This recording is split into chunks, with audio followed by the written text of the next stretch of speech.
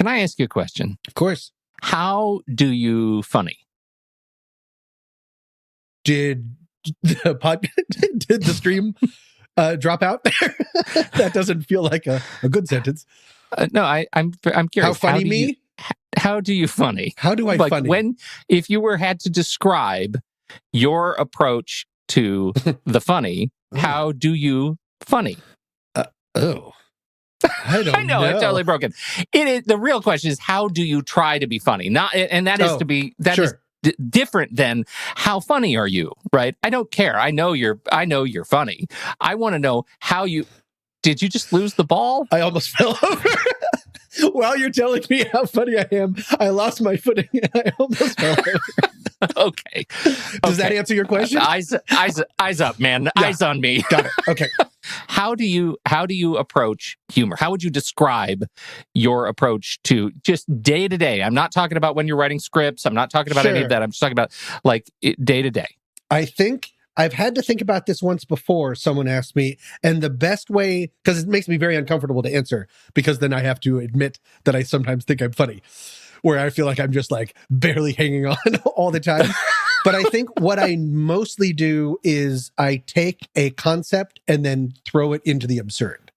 I push it as far as it can go without breaking or break it. And that's like the least funny answer that anyone can have. But that's what I think my personal thing is: take it and then push it really far, so it almost doesn't make any sense anymore.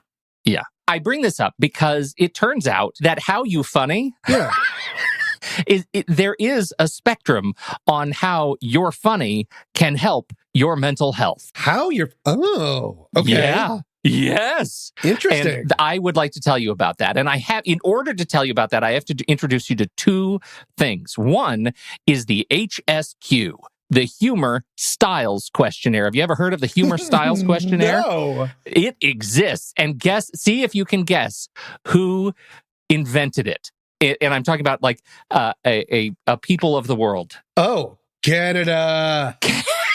Right? Don't we always say that all the funny people come from Canada? All of the funniest people come from, case in point, Schitt's Creek, please. Right. So look, University of Western Ontario, they're researchers and they created the Humor Styles Questionnaire. It's been around for 20 years, the HSQ.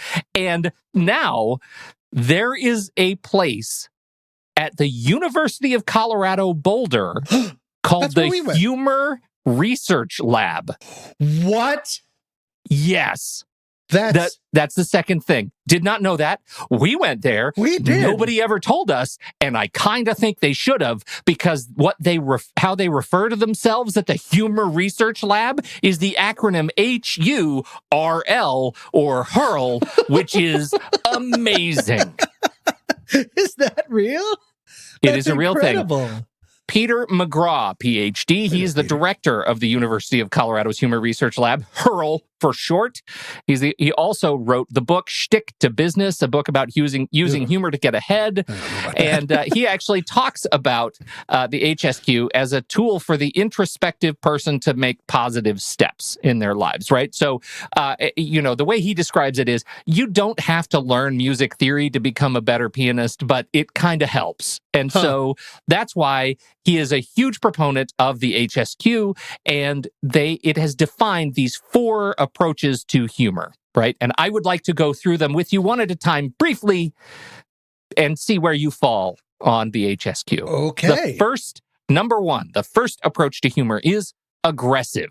This would be sarcasm and teasing. This is like, why is it funny when you keep stubbing your toe, right? Laughing at someone else's expense. That is aggressive humor.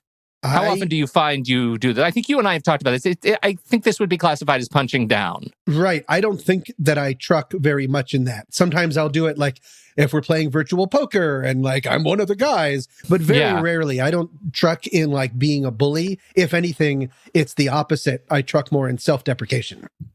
I'm terrible at trash talk for that very reason. I'm terrible at it. And I don't find the Jackass movies funny. I find them really problematic. You know what I like about them? The camaraderie. They're so nice to each other. I like that. I like it when everyone laughs together.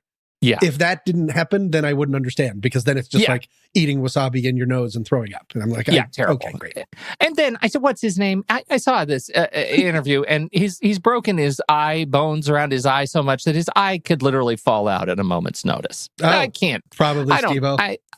I don't deal with that very well. Anyway, number 2, Yep. Tom, self-defeating humor. You are making fun of yourself for others' amusement. 100%. Have you heard this podcast? Yes. I am so embarrassing on this podcast. My father has every once in a while been like, like future employers like might listen to the podcast. Like, do you have to share everything? Or he's like, why don't you talk about like how you got a cum laude in college? And I'm like, because I don't have anxiety about that. That was okay. I did good there. Yeah, Who needs to talk about that? Yeah, that wasn't me looking at a flat squirrel and throwing up at 8 in the morning. Callback. I don't know if I can move on. Anyway, okay. That's self-defeating humor. Okay. The third is affiliative humor. What's that? Yeah, this was interesting. This was news to me, Tom. Affiliative humor is telling jokes and bantering with others. Oh, sure. So, over the last 18 months, you might recognize you've had very little affiliative humor because who's been hanging out with people? Right. I don't know. Shrug. Yeah. So that's very much the sort of, you go to comedy sports, right? You go to a comedy club, you hang out with people in social situations, right? It's banter is involved. That's the third. And the fourth is self-enhancing. Oh. Ooh. I know. Okay. Mm-hmm. All right. A general humorous outlook, as described by the HSQ, able to see comedy in most situations. Sure. Self-enhance. Okay. Why is that self-enhancement? Okay. That makes sense. So like observational comedy? Observational comedy, the way it's described is being able to make yourself laugh, like seeing something or thinking about something funny and finding yourself able to spontaneously laugh about it. Okay. Yeah. I have a lot of that in my life. And I bet it's heightened or enhanced self because of the pandemic. Yeah. Like spending so much time alone. Right. Well, and this is the number three and number 4. Like you've had very little of number 3, but number 4, you've had a lot of practice, right, over the last 18 months. And so that is, and in order of benefit, it is also order of presentation. So aggressive, sarcasm, teasing humor is self-deflating humor or other deflating humor, right? That lifts yourself at the expense of others. That is the least helpful kind of humor. Self-enhancing humor is the most sort of ideologically beneficial humor. That is a worldview sort of humor that you can make yourself laugh. You can see funny in the world, and it actually improves your life. It improves your health. It improves your heart function. It improves everything about you if you can find the funny and do it in a way that enhances yourself and others. I love that. I do too, but it does bring up an image of if you're able to like look at something and make yourself laugh. Like if you're on a bus, then you're just the Joker. Like if you're just constantly like by yourself looking at a leaf and then you're like, leaves, then everyone's going to be like, okay. What? She said that she hate me, I hate me too. I can always tell when you're lying, girl, you're see-through. All these miles away, yeah, I just wanna see you. Baby, give me good face, she hit me like seafood. Remember when I saw you, hi, it's nice to meet you. Know my old girl salty, she just wanna be you. I'm a dog, no Monties. Welcome back and to season 6 of What's That Smell? A sometimes funny podcast about humans and their anxieties. I'm Tommy Metz III. And I'm Pete Wright. And for 5 seasons, every week, we have drugged one of our deepest, darkest anxieties into the light to share it, learn about it, and hopefully laugh about it with all of you. Exactly. And season 6 is going to be even better. Tell them why, Pete. Why would you do that to me? I don't know. I just wanted to put you on the spot. And it's season 6, and with that, reach out. Send us the story of your anxieties. Go to whatsthatsmell.net. Again, whatsthatsmell.net. And there's a great big donate your anxiety button that you cannot miss, even if you try. Why are you trying? Go to us and tell us about your anxiety, and we will discuss it and learn about it with all of you and laugh about it. Pete, how's this going? You did great. All this right. is all staying in. Season 6. And with that, I'll go first. Are you sure? You said that you love me, don't know if it's still true. Hate it when you're not here, love it when I'm with you. You say you don't trust me, all the shit we've been through. Why you always upset? me tell. Like a lot of people, I've done a lot of schooling and book learning in my life. You've done the same, correct? We were talking about CU just a second ago. Yeah. And I've been lucky enough, I've gotten mostly good grades during this time. But, and because this is season 6, Pete, I'm about to put you on the spot. So get ready, lean into it. Once in high school, I was not so smart, and I got a D+ in a course. I think the lowest grade or at least easily one of the lowest grades I've ever received. Time to put you on the spot. Would you like to guess what class I received such a harrowing grade for? This was in high school? Or junior high. I just realized just now I'm not exactly sure because it sounds more like a junior high course, but we'll see. Was it some sort of a crafts class or like a workshop, like wood shop, some sort of a, you're workshopping something? Shop class. Okay. You're exactly right. Yeah. And I am both impressed and embarrassed that you got it in one. There was, and let me tell you, when you asked that question, there was no question for me. Yeah. Do we still teach shop class? Like we don't teach cursive anymore, but shop is still a thing. Yeah, shop is still a thing. And it's become more of a thing in a lot of places, like industrial arts and like metalwork and but is it all kinds of is it elective or everyone has to take it? Okay, at least that's my experience. I had to take shop back in the day. And it's like, we don't force people to do cursive anymore. Why are we doing shop? Right. Okay, so for shop, let me just sum up the class for you real quick. For our final, we had to carve a piggy bank out of wood. And my piggy bank was an abomination. It was completely misshapen. The coin hole was too thin to accept quarters. And it was terrible. And I was like sanding it days and days and days. It never got any better. But anyways, I loved him. I named him Splinters and he was my favorite. The teacher though gave me a D+. And I've hated both. But it sounds like you worked really hard ever since. Worked so hard. There was no A for effort. There was a D+ for dang, that crappy work. Sucks. Yeah, exactly. So anyways, I hate banks. I hate pigs. I hate shop. It was terrible. I bring all Do you this remember up your shop teacher's name? Oh, Mr. Jerk. I don't remember. But I find that interesting. That is interesting. I remember he was a man. He was missing fingers. Just kidding. That's like such a cliche. He was covered in blood. I don't think he was a shop teacher. I don't remember his name, but now I want to look him up and see if he's died. Okay, I bring all this up because it relates to an anxiety I've always had.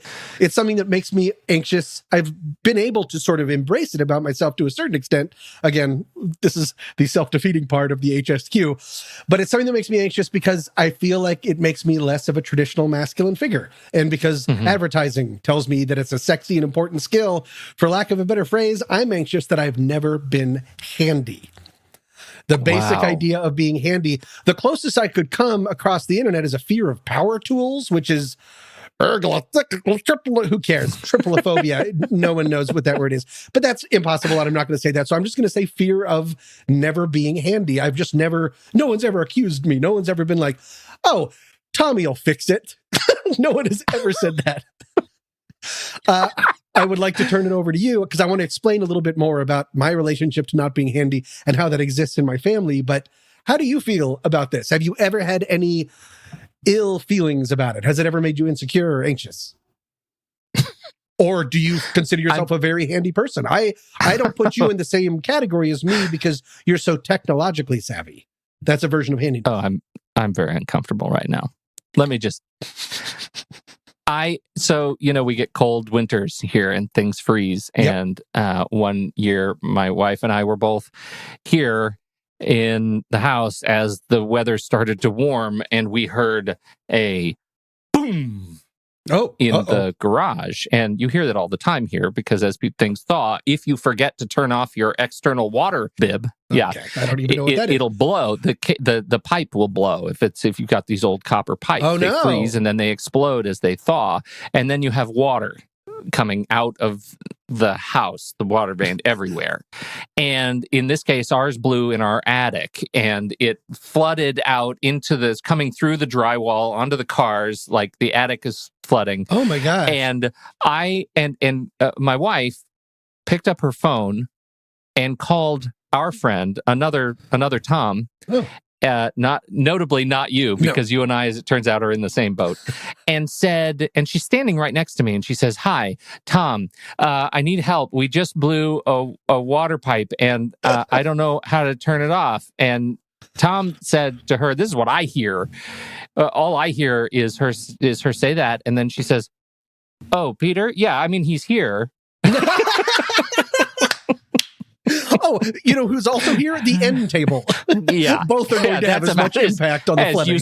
As useful as I am. So I have, by necessity, gotten better at by being a homeowner. So I can replace a toilet. I can replace a sink. Like I've learned to do all of those things. I know those mechanics, but I was never taught those things when it would have cemented for me handiness. Right. My shop in the garage is a giant pile of Home Depot trips. Like there are still receipts from years past attached to various wrenches that I've bought for just single purpose. Like, here's the thing I need this size for. I'm going to go buy that thing. And then you forget that you have it, so you go back. I go buy another one. I'm not handy. I am not handy. I am accidentally successul at many of the things that I've attempted in my house. Yeah. You've replaced a sink. Unfortunately, you were trying to build a table. So it was sort of a win-lose. I don't know. Like you just have like 3 sinks in one room. Do you know what the worst part is I have discovered like incredible epoxy cements, right? Ooh. And that has become a real go-to where other people might actually fasten things together properly. I just slather them with industrial adhesive and it eventually just holds. And so don't sit on it, but it looks fine. Yeah. There's enough duct tape will not fix. My entire house is like a Hollywood backlot, man. Like, don't lean on a wall. It's all flats. Everything can just come down. That's amazing. What you said about how your garage or your shop thing is just a bunch of receipts reminded me, my father, I was never taught how to be handy by my father. My father is a very intelligent, very successful person, but in his own words, he's always said there are 2 things in his toolbox, a hammer and a checkbook. Yeah. He has never, and so I wasn't passed down any of that stuff. On the other side, though, is my mom's family, and my uncles, and both of my uncles and my late grandfather were and are extremely handy. My Uncle Lou refurbishes old cars and like actually has like a little dishcloth just for stains that he throws over his shoulder. That's some prime. It's probably not a dishcloth. I'm so not handy. That's not great, but aspirational figure. Right. I can see really looking up to a guy like that. Totally. He's just always got grease. And then my Uncle Jay is the kind of guy that can just go like build a deck. Yeah. Like he's got a guy. I'm just going to be your guy who will build a deck. Meanwhile, like whenever I go into Home Depot and I smell lumber, like I desperately I need an adult. I'm like, why? I can't. There are certain things when I just can't. Like, no, I go to the first person that I see, and I see, how doorknob work, and then they figure, Right. And now I go into Home Depot and the people are weirdly starting to get younger than me that are helping me. That doesn't help. It's not like the grizzled old carpenter who is now biding his time helping dumb people like me. Right. It's now people who could be my children and they're saying, yeah, you don't know how that works? Really? I'm like, don't judge me, son. Yeah. That's not a good color for me. No, that's right. No, and that's going to get worse and worse. And I still live in an apartment. So when things break here, I have someone come and fix it. Yeah. And so I'm not learning, like I'm not moving forward. Yeah. And so, lumber. One thing about Jay and my late grandfather, though, they were so handy that it became like a competition against not each other, but the world. So whenever they would get something, they would, and Jay still refuses to look at the directions. They put everything out on the floor and then they spend like a couple hours like figuring things out and then they put it together and it's wrong. So they have to take it apart and re-put it back together correctly. Like there's always something like just flipped. It would still work, but it's not perfect. And so, like I'm really good at following directions. IKEA bookcases. Oh, come on. Sorry, you mean the Billy? Yeah, that's what they're called. That's how many I've made. The Billy. The Bilderstünk? Yeah. But even with that, when it's like, because IKEA is the HelloFresh of making things. Like they give you all the stuff already portioned out and in little bags and stuff.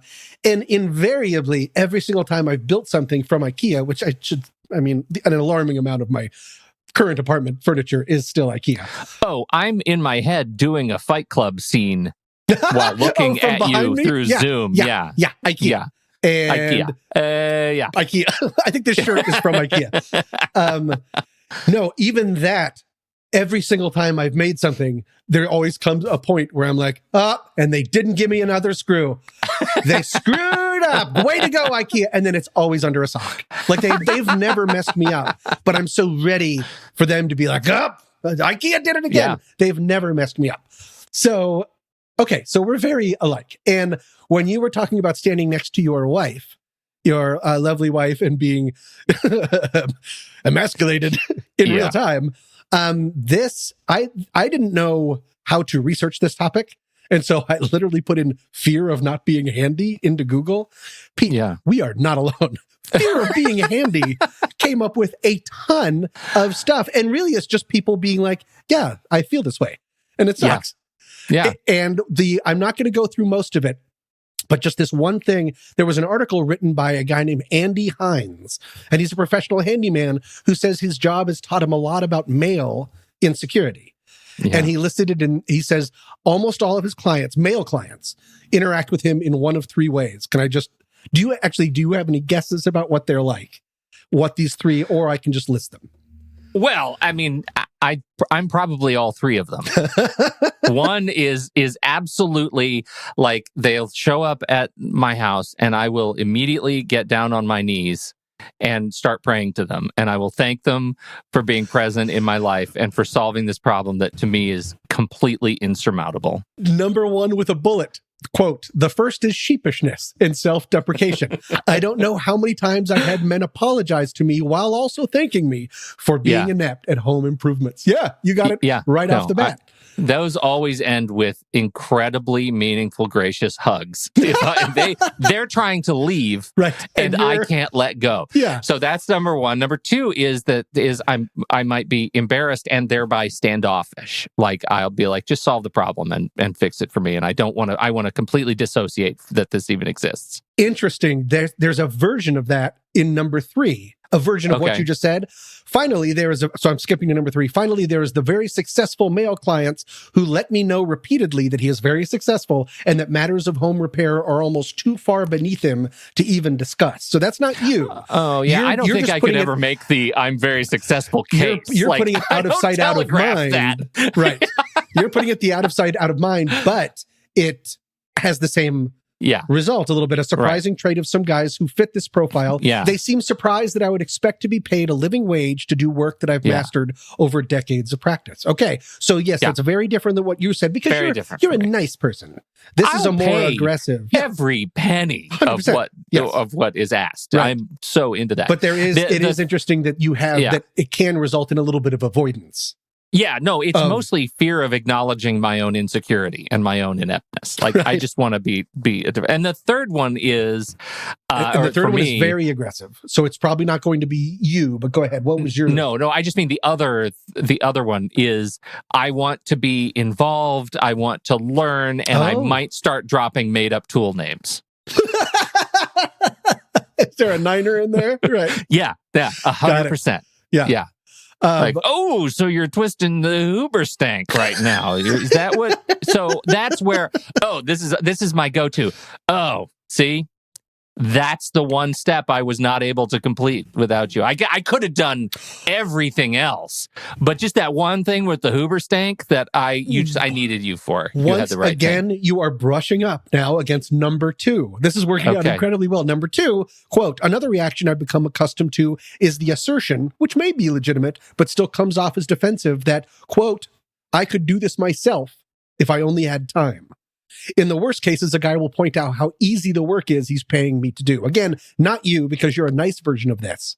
But all three of those things, self-deprecation, defensiveness about he could do it himself, and then this is also below me, are the three things that he says a majority of his male clients interact with him. Interestingly, he says he doesn't receive any of this tension or behavior from women clients. It's only from men needing him to do their, quote, men jobs. Ugh.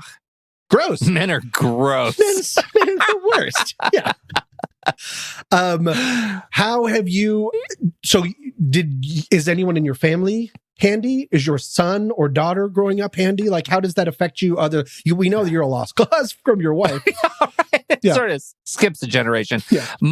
I would say my son and I are very similar in our approach to, fixing things, which is more industrial adhesive.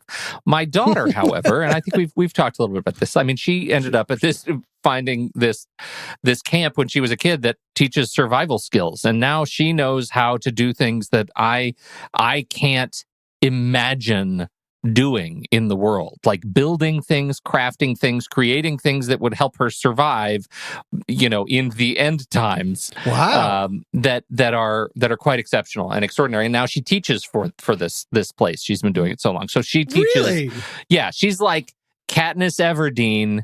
Because she's the Woody Harrelson. Like, she's like teaching the Hunger Games kids how to kill one another. She's now. always drunk. Except for that. Oh, okay. Sorry. I didn't see that coming. She has got a real alcohol appetite.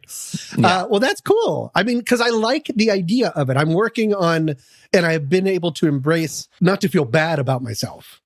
Yeah. I do still, I think it is impossible, nearly impossible, just because I'm not enlightened enough to feel not like less of a man, just because it is so prevalent.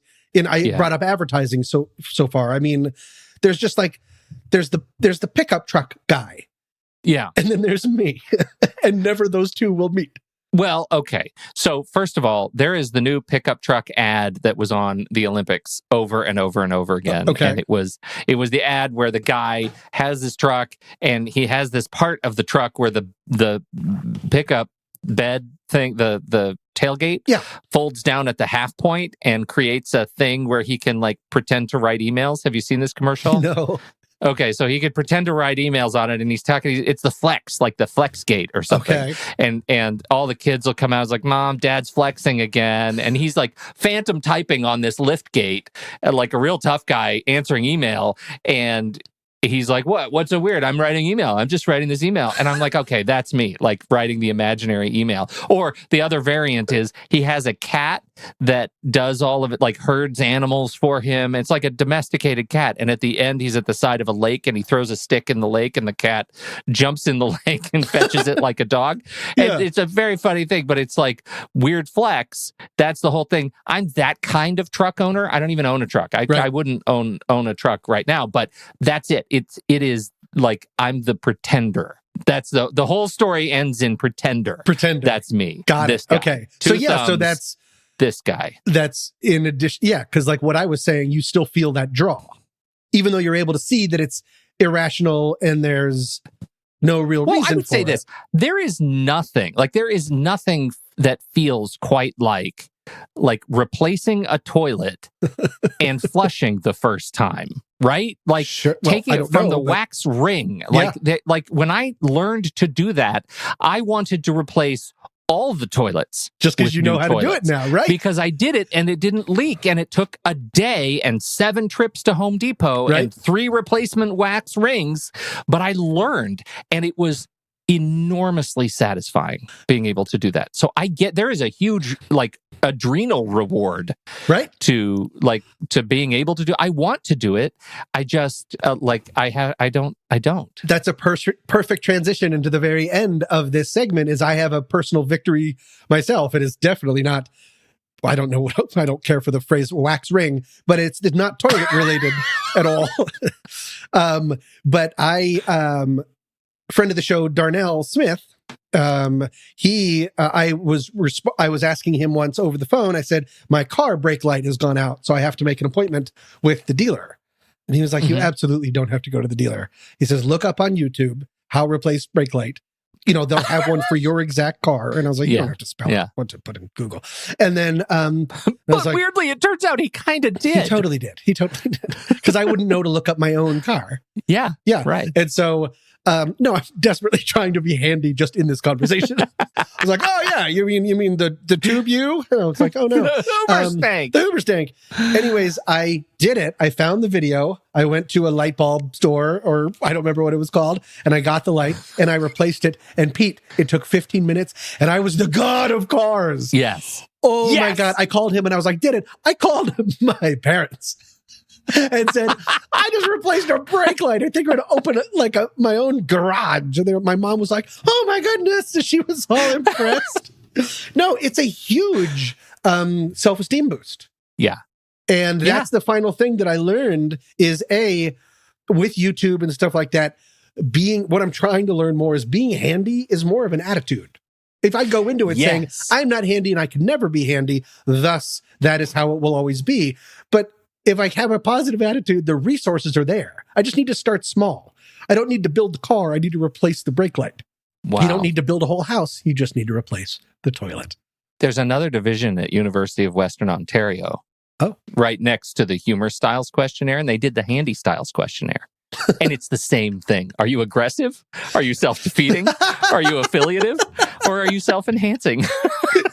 However it ended up, I bet that toilet was hysterical.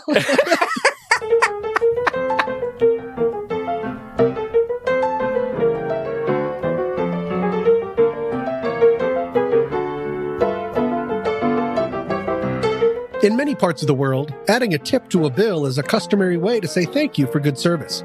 In April of 2018, Olesja Shemjakawa learned that tipping can also be an accidental life changer. While traveling in Zurich, Switzerland, the then 37-year-old Russian woman and her son enjoyed a coffee and chocolate cake at the New Point Cafe.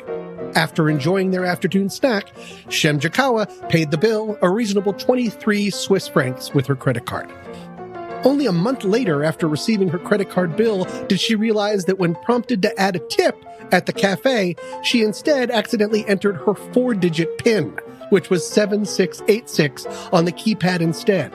That added a 32,000% gratuity to her meal, shooting the final bill up to $7,709. She called the cafe and explained the mistake, but was told by the staff that an accidental charge isn't the same as a fraudulent one, so no help there.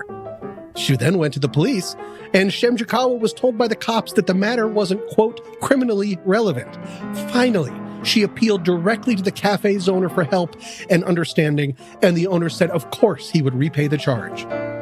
Then he promptly cut off all contact, closed his restaurant, and filed for bankruptcy.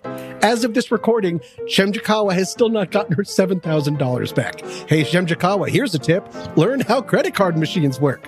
And here's a tip for our listeners. Like what you're hearing and want to give us a gratuity to help with our recording costs and other money-related podcasty things? Then become a What's That Smell Panic Pal. For just a one-time payment of $35. What? Only $35? You heard me. Girl, I don't know why you're a girl in this situation. You become an invaluable part of keeping this anxiety train a-chugging along. Becoming a Panic Pal gives you access to each episode 1 week early, access to the videos of the live streams we do, because I bet you want to know what I look like, bonus episodes, they're coming out of your ears, and content plus.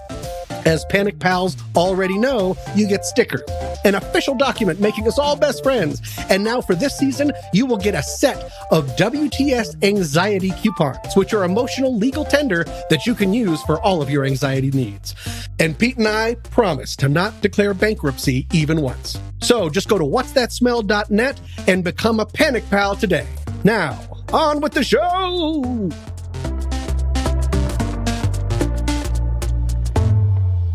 Hi, Tom. Oh, hello, Peter. Have you ever had a job that put you in some sort of place of authority? Yes, very much so. I directed a film. Yeah, not that. We've already talked about that. I'm talking about other than that. Authority. Well, sure. Yeah. With Young Story. Yeah, I've had to do a lot of different things. Do you ever notice anyone looking at you and telegraphing some sort of sheepishness to approach you with a problem? Meaning I see people being hesitant to come to me? Yeah. I don't know. I don't know if I have. I tried. I think that they think that I don't know what I'm doing. Well, obviously. Me Sure. too. Because they're right. Let's be honest. Yeah. When I started working at Home Depot, no one came up to me.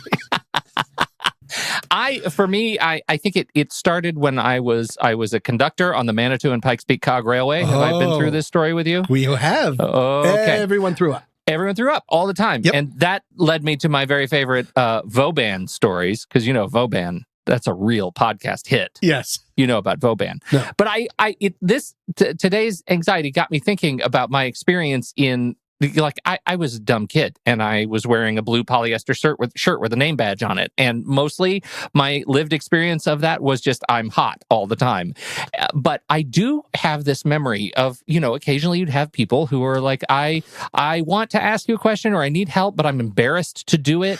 Oh, yes. I have been through this. Do you know what I'm talking about? able to I just saw pictures in my head of people. Yes. Yeah, yes, right. Yes. And there's that, like, and what I want to tell them is not embarrass them. It's to tell them it's my job to help you. Like, right. I don't want to demean you or do anything about it. It's my job to help you. And then they might throw up, and then I have to clean it up. That's also my job, and it's not to make it. But you don't have to hide it from me, because it's about, like, I want to help, and yet there is this pervasive feeling of anxiety that is being telegraphed that they're somehow scared to talk to me. Right? Right. And that brings me, Tom, to today's listener submission. Oh, I forgot that you had listener submission. Excellent. You didn't know what I was doing. No.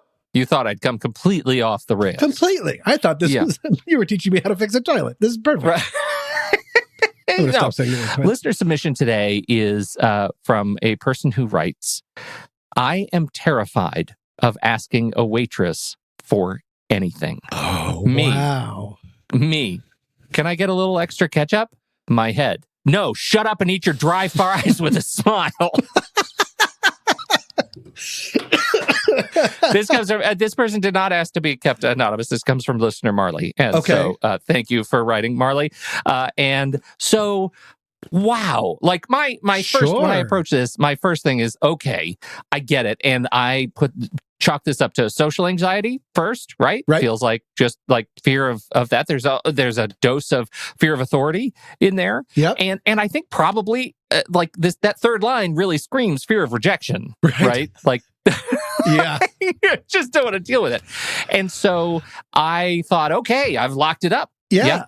Well, because I think that there maybe is something else going on too. Because I know there is for me, but I don't want to throw you off the rails. What do you think? Oh, no. Tell me. What do you think? I think, because I also have that fear sometimes where I don't want to, risk about over asking. And it's because I feel like sometimes I am paying the psychic price of seeing other people be so horrible to serve. That's really interesting. Either in the flesh, or I have so many friends that have been servers that have been treated so terribly. This is slightly related, just because this will be proof of how I feel, this empathy kind of thing.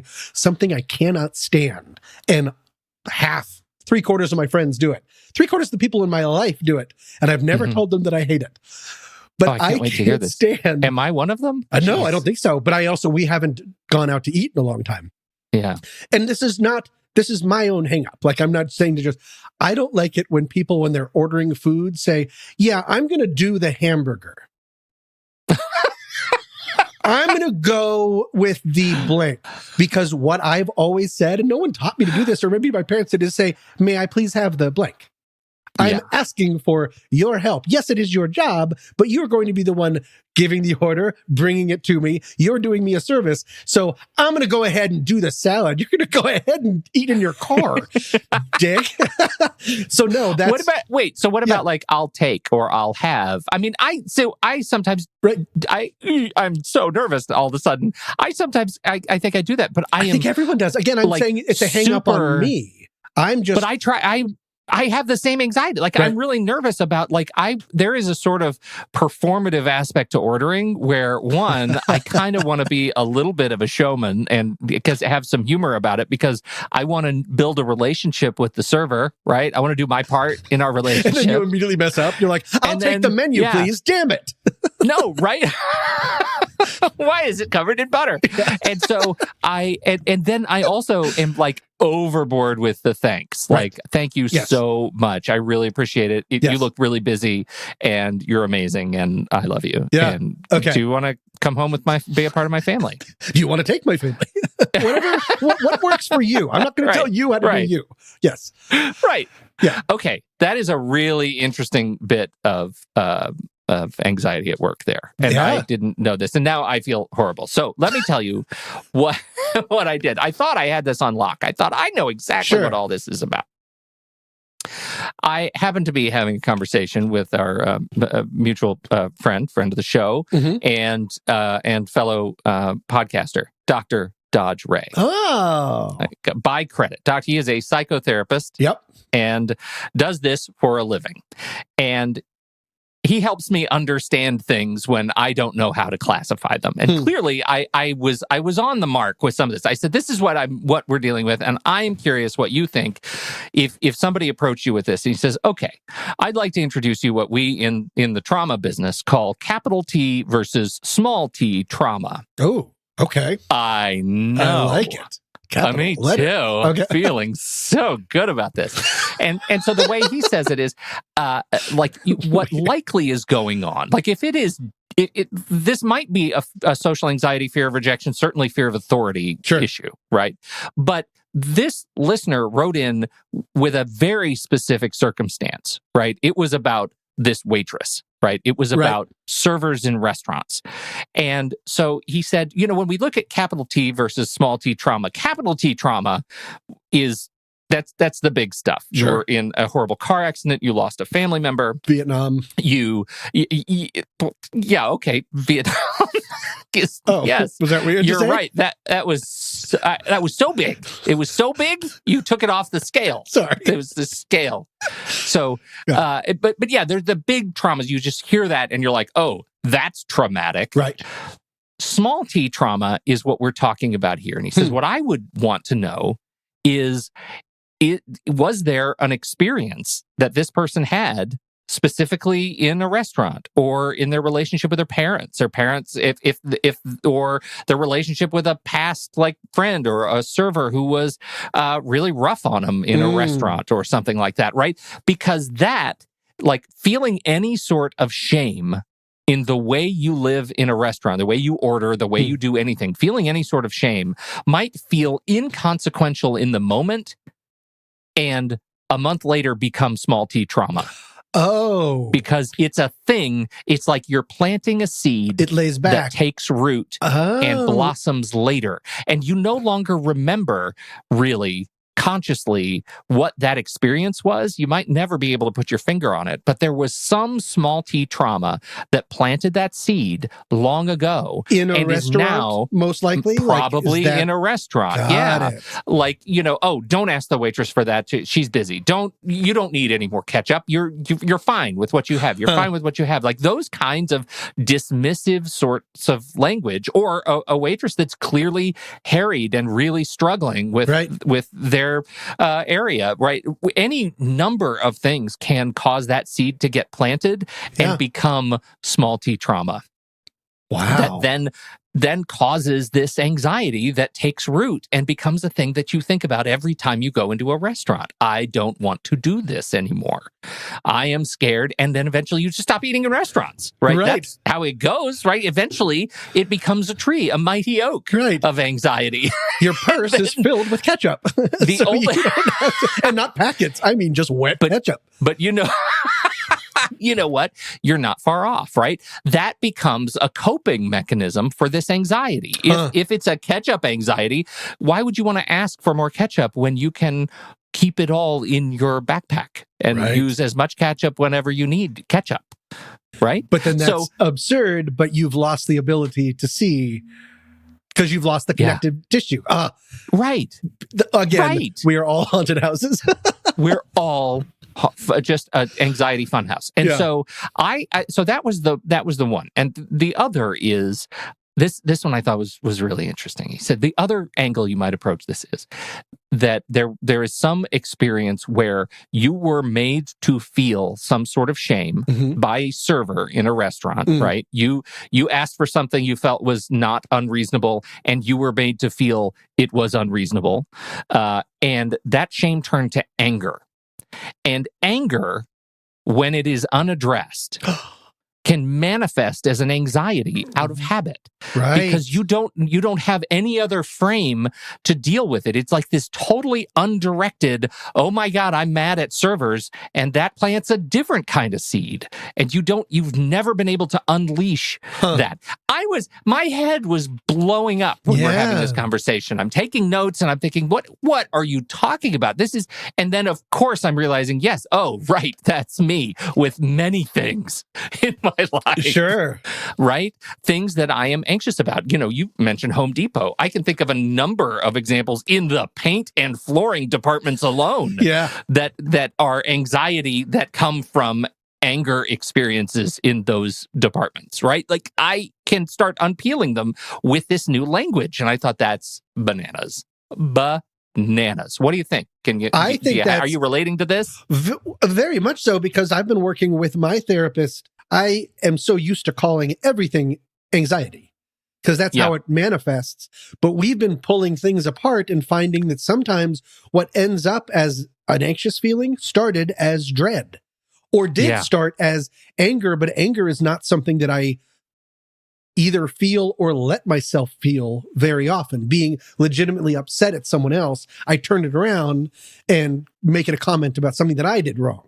Yeah, right. And so I'm so desperate to be liked that I don't address that. And so, I think that there's got to be an enormous amount of murderous rage. No, an enormous amount of anxiety that I have that started from an uncomfortable feeling, and being mad or feeling really let down or something can be uncomfortable. But yes, to backslide into anxiety makes all the sense in the world. It makes all the sense of the world. Yeah. Anxiety becomes the catch-all for describing an event you do not want to repeat. Right? Right. And that was it. It started because I was angry at a server because they made me feel bad. And now I have generalized that into anxiety that tells me my mind and body don't go to restaurants anymore because and don't ask servers for any help at all because they'll make me feel bad. They'll give me that feeling that I don't want to repeat. This is the first time that I'm ever making this connection. I bet there is a 90% chance that when I was young, at a formative time, I watched someone who I didn't like or was mean to me or a jerk for the first time say, I'm going to do the burger. And a switch was flipped in my head, and I said, that's what mean people do, because it's not mean. And and I've never seen a server flinch at that. People talk like that, but I bet that I just made that connection, almost like an anger connection of like, no, that's what you don't do. Oh my God. And what if it happened in a restaurant in Vietnam? Pete, it's all coming together. So I said to our dear friend, Dr. Dodge, Dr. Dodge, how do you get, and before I finished he said, exposure therapy. Sure. I said, let's talk about that. And he said, well, it could be hilarious. Like if you're feeling courageous and brave, what I recommend is you go into a restaurant and you say to the server, listen, I need you to know something about me. Ooh. I'm working through some things, and I'm probably going to be a tough customer today, but I need you to know that on the other side of it, I'm going to tip you very well as a favor to me. So just know because you're about to treat them a little roughly, that you're going to keep them busy, and you force yourself to ask for help every time you have any need. Force yourself to do that. Why does that feel so uncomfortable? I know. Yeah. I know. And then, I would like, excuse me, can I get one napkin?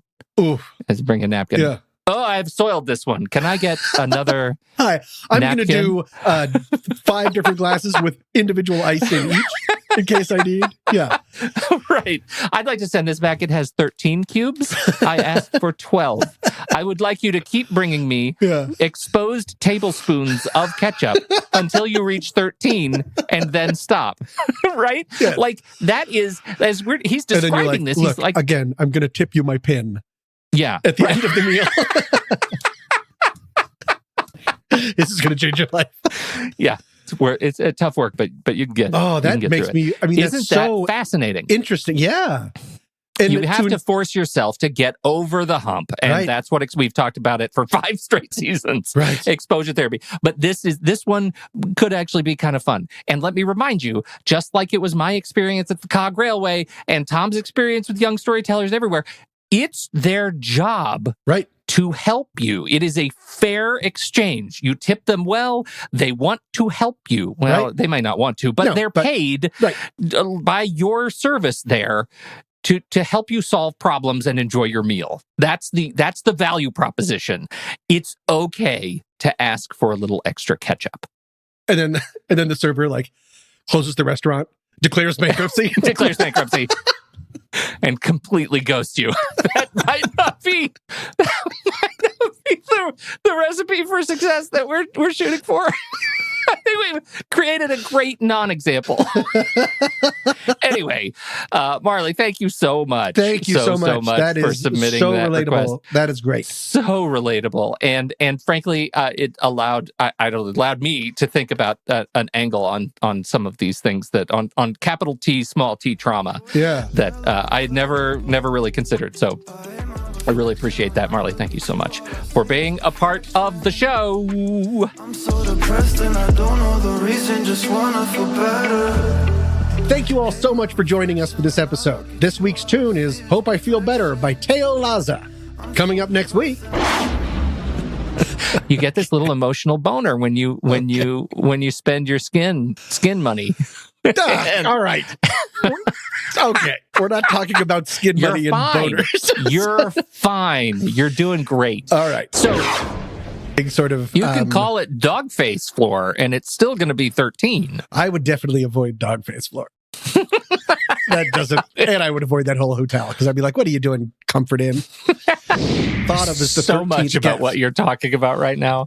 I have no idea, but little bag of silver, I don't even know what that means. You and I come from very different places. Sorry, Judas betrayed Christ for a bag of silver. Okay. And all right. Like a real jerk, brought it to the Last Supper, said Da Vinci. Know your place.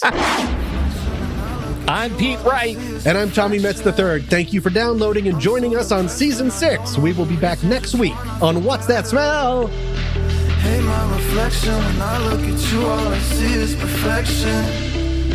I'm so depressed and I don't know the reason, just hope I feel better.